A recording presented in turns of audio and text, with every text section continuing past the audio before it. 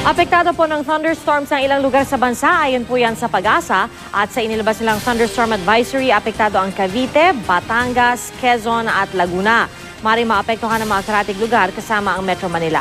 At mga kapuso, maghanda sa posibleng pag-ulan sa malaking bahagi ng bansa bukas.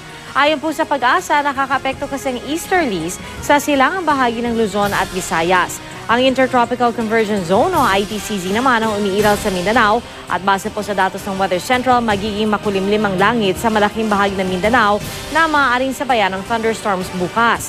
Pulupulong pag-ulan o di kaya thunderstorms naman ang maaaring maranasan sa silangang bahagi ng Visayas at ganyan din po ang mararanasang panahon sa Luzon. Maaari rin magkaroon ng thunderstorms sa iba't ibang lugar at sa Metro Manila, mataas ang posibilidad ng mahinang pag-ulan bukas ng gabi. Mas maganda naman ang inaasang panahon sa susunod na 5 araw. May binabantayan ng Pag-asa na namumuong sama ng panahon sa labas ng Philippine Area of Responsibility. Nasa may silang bahagi ito ng Mindanao at posible itong pumasok ng PAR bukas ng umaga. Pero mababa po ang posibilidad na maging bagyo ito at wala ring epekto sa anumang bahagi ng bansa.